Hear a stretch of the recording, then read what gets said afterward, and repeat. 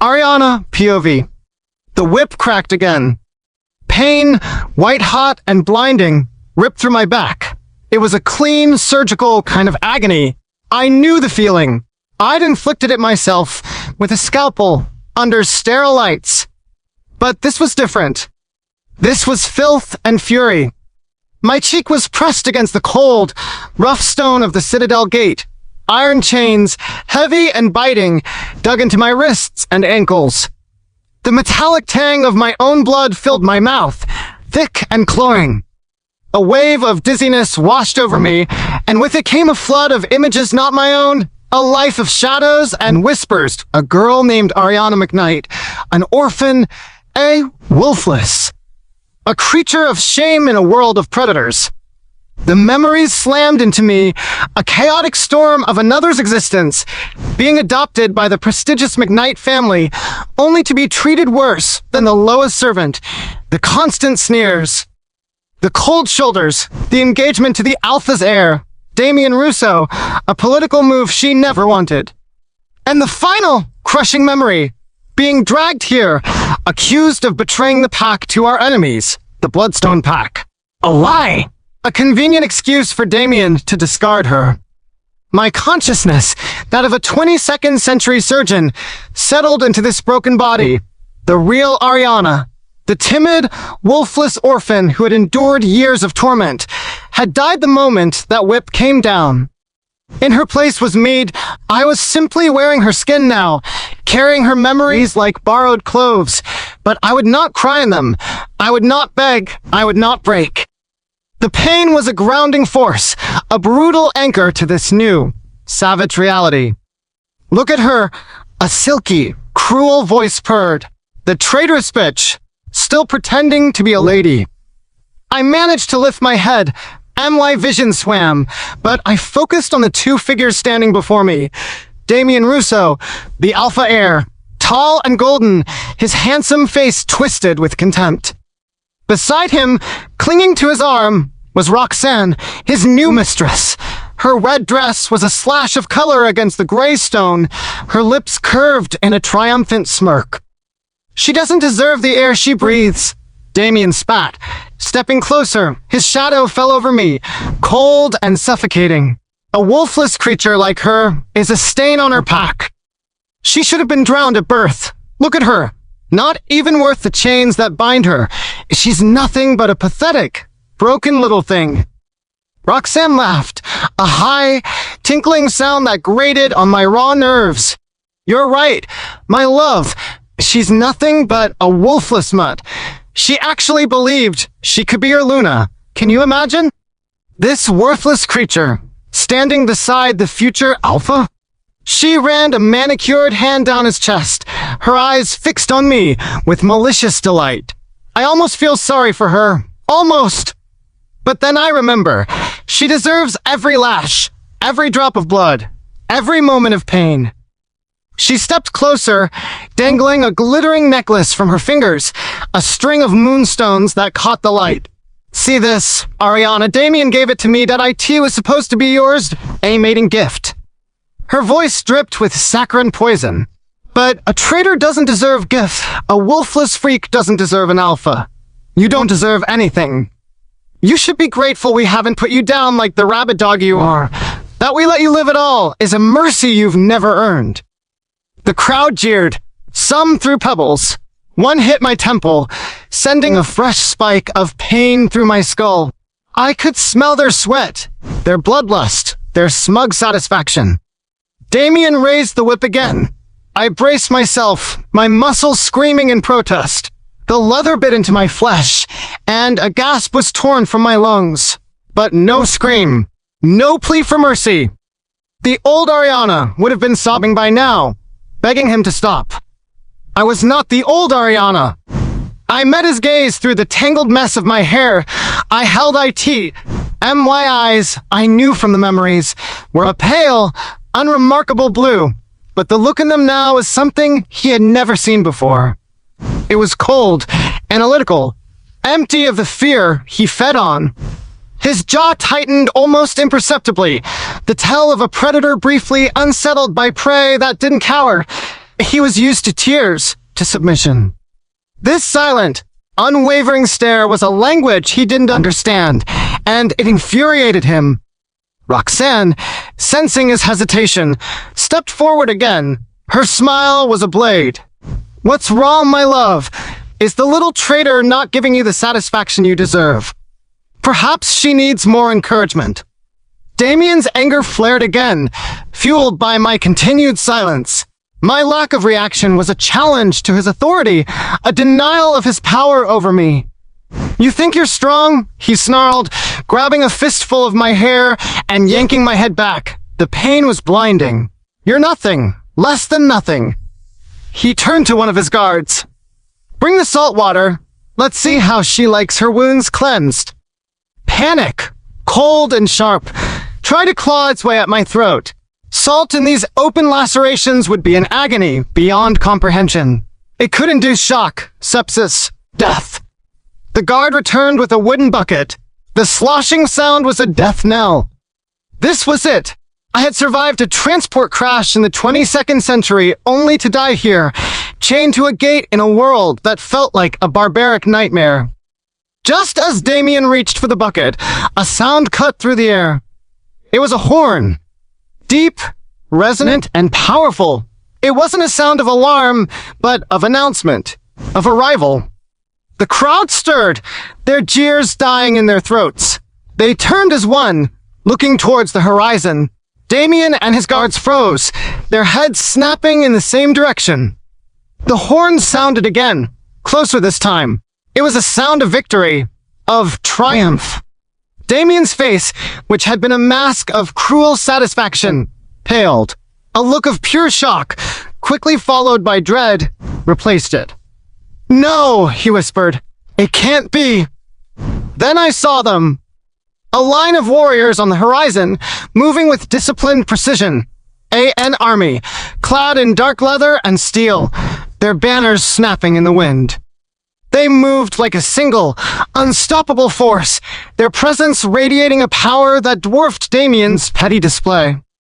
At their head rode a lone figure on a massive black warhorse. He was encased in black armor that seemed to drink the daylight.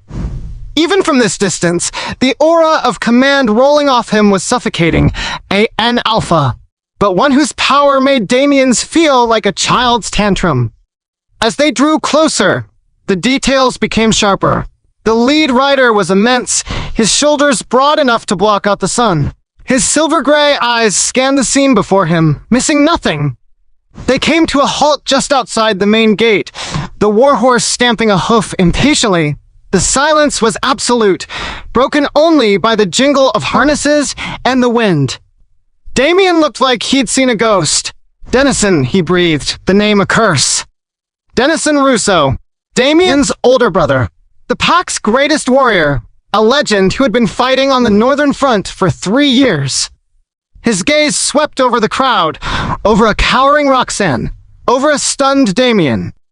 Then his eyes landed on me. They stopped for a heartbeat. The world seemed to freeze. Those silver-gray eyes, hard as forged steel, locked onto mine. His hand tightened on the reins, his knuckles turning white. I saw a flicker of something in their depths, something I couldn't name. IT was gone as quickly as it appeared, replaced by an icy calm. He ignored his brother completely.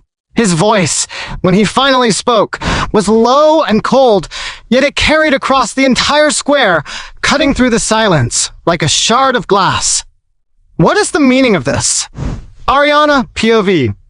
Damien flinched as if struck. He straightened his shoulders, trying to reclaim some of his lost authority. "Brother," he said, his voice tight, "I am punishing a traitor. She leaked pack intelligence to the Bloodstones." Dennison didn't even look at him. His gaze remained fixed on me. Intense and unreadable, a man beside him, his second in command by the look of his armor, spoke up. His voice was firm. "Alpha Damien, any execution requires a full trial by the Elder Council. You do not have the authority to carry out a sentence on your own." Damien's face flushed with anger. "I am the future Alpha. I have every right." "Unchain her," Dennison commanded.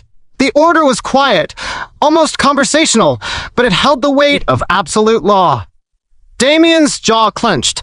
To obey would be to admit his brother's superiority in front of the entire pack. To refuse was unthinkable. "She is a traitor," Damien repeated, his voice a low growl. "I will not." The air crackled. A pressure, immense and suffocating, slammed down on the squared. IT was Dennison's alpha presence, a physical force that buckled knees and stole breath. Damien staggered back a step, his face paling. The crowd, as one, fell to their knees, heads bowed. Dennison swung himself off his horse in one fluid motion. His boots crunched on the gravel as he walked towards me, his black armor seeming to absorb the very light around him. He moved with the lethal grace of a predator. He stopped directly in front of me, ignoring his brother as if he were a piece of furniture. He studied the heavy iron cuffs on my wrists. "I can do it myself," I whispered, my voice raspy from disuse. Dennison paused. His silver eyes narrowed slightly, a flicker of surprise in their depths. He didn't move, didn't speak. He just watched, waiting. I took a ragged breath, pushing past the fire in my back. I focused on my right hand, visualizing the anatomy, the carpometacarpal joint of the thumb, a saddle joint. With the right pressure and rotation, I twisted my hand sharply. A sickening pop echoed in the silence. A bolt of agony shot at my arm, but I bit back a scream. My thumb was dislocated. My hand, now smaller and more pliable, slipped easily from the iron cuff. A collective gasp went through the crowd. Roxanne let out a small shriek. Without pausing, I brought my freed hand to my dislocated thumb and, with another grimace of pain, snapped the joint back into place. The sound was small, but in the dead quiet, it was like a gunshot. Then I repeated the process on my other hand. Pop, slide, pop. The chains fell from my wrists, clattering against the stone. I did the same for my ankles, my movements economical and precise. Free. I pushed myself away from the gate and dropped to the ground, landing in a crouch. My legs trembled from weakness and pain, but I forced myself to stand. I stood before Dennison Russo, bloody and battered, but unbroken. "She's a demon," Roxanne shrieked, pointing a trembling finger at me. That was the final straw for Damien, his face contorted in a mask of pure rage. The public humiliation was too much. With a roar, he lunged for me. Dennison moved without seeming to move at all. He shifted his weight, placing his body between me and his brother. Damien crashed into him like a wave against a cliff. He didn't budge. "She is under my protection now," Dennison stated, his voice flat and final. But I wasn't looking for protection. My eyes were locked on Roxanne, and on the ornate dagger she wore at her hip. A gift from Damien, a cruel reminder of what should have been mine. In a burst of adrenaline-fueled speed, I ducked under Dennison's arm. I was a wraith, a blur of motion. Before Roxanne could even process what was happening, I was on her. My hand closed around the hilt of the dagger. I ripped it from its sheath. Roxanne's eyes widened in terror. She opened her mouth to scream, but I was faster. I grabbed a fistful of her fiery red hair, yanking her head back to expose the smooth, pale column of her throat. "Ariana, stop!" Damien bellowed, struggling uselessly against his brother's unyielding hold. I didn't hesitate. My movements were a surgeon's, precise, efficient, deadly. The blade was a silver flash in the sunlight. I drew it across her throat, severing her carotid artery with practiced ease. There was a wet, tearing sound. Blood, shockingly red, sprayed across the gravestones. The world went silent. Roxanne collapsed at my feet, a gurgling sound escaping her lips. Her eyes, wide with disbelief, stared up at the sky as the life drained out of her. I let the dagger fall from my numb fingers. It clattered on the ground, the sound unnaturally loud. I turned to face the stunned, horrified face of Damien Russo. "An insult for an insult," I said, my voice a dead, cold thing. "A life for a life." The strength that had surged through me vanished as quickly as it had come. The world tilted on its axis. The pain in my back, the exhaustion, the blood loss, it all came crashing down on me at once. My knees buckled. Darkness swarmed at the edges of my vision. As I fell, a pair of strong arms caught me, and I was pulled against a chest as hard as iron plate. The scent of pine, winter frost, and something else, something wild and powerful that called to a part of me I didn't know existed, filled my senses. Then nothing. Ariana POV. I woke to the scent of leather and antiseptic herbs. I was lying on a cot in a Spartan room, the kind used by soldiers. A rough wool blanket was draped over me. The searing pain in my back had been dulled to a throbbing ache. Someone had cleaned and dressed my wounds. Dennison Russo sat in a wooden chair across the small room, watching me. His helmet was off, revealing dark hair, cut short and practical. In the dim light, his features were even more severe, carved from granite. He said nothing, his silver-gray eyes simply observing me, his expression unreadable. "Where am I?" I asked. My throat was raw. "A temporary barracks inside the citadel," he answered, his voice a low rumble. "You're safe." He leaned forward, and for the first time, I noticed the subtle signs of exhaustion on his face. The faint shadows under his eyes, the slight tension in his shoulders. He held out a small, leather-wrapped object. "This is yours." I pushed myself up, wincing, and took it. My fingers fumbled with the ties. Inside was a silver pin, tarnished with age. It was fashioned in the shape of a soaring eagle, its wings spread wide. A memory, sharp and painful, pierced through the fog in my mind. A woman with a kind smile and eyes the same color as mine, pinning this exact crest to her cloak. My mother, Eleonora Sterling. "I found your mother's remains on the northern border," Dennison said quietly. "She was given a warrior's burial. This was all that was left." The Sterling family, a name whispered with reverence in the pack. Warriors, all of them, who had died defending the territory years ago. My mother, the last of her line. I closed my hand around the cool metal of the eagle crest. The grief of the girl whose body I inhabited washed over me, a fresh wave of loss. It mingled with my own respect for a woman who had died a hero. "Thank you," I whispered, and the words felt inadequate. As I looked up at him, my professional instincts took over. I saw past the stoic warrior. I saw the patient. The way he held his left arm just slightly too stiffly. The almost imperceptible pause in his breath when he shifted his weight. The pallor beneath his tan skin. "You're injured," I stated. It wasn't a question. He stiffened. A mask of indifference dropped over his features, but it was too late. I had already seen the truth. "It's an old battle wound," he said dismissively. I shook my head. "No, it's new, and it's silver." His silence was a confession. The air in the room grew heavy. The silver wound was a death sentence for a werewolf. It festered, blocking their legendary healing abilities, poisoning them from the inside out. "There's a sliver," I continued, my voice low and confident, the voice of a surgeon delivering a diagnosis. "Lodged deep in your chest, near the pericardium. It's suppressing your healing factor and causing a slow, systemic infection. The pack doctors can't find it because it's too small and too deep. They think you're just exhausted from the war." His eyes, which had been as hard and remote as a winter sky, now held a storm of shock and disbelief. He had hidden this from everyone, and I had unmasked him with a single glance. "How do you know that?" he demanded, his voice a low growl. "I know things," I said simply. I met his gaze, holding it. "You saved my life out there. Let me return the favor. I can save yours." Doubt warred with a desperate flicker of hope in his eyes. A wolfless Omega, a disgraced girl, claiming she could do what his best healers could not?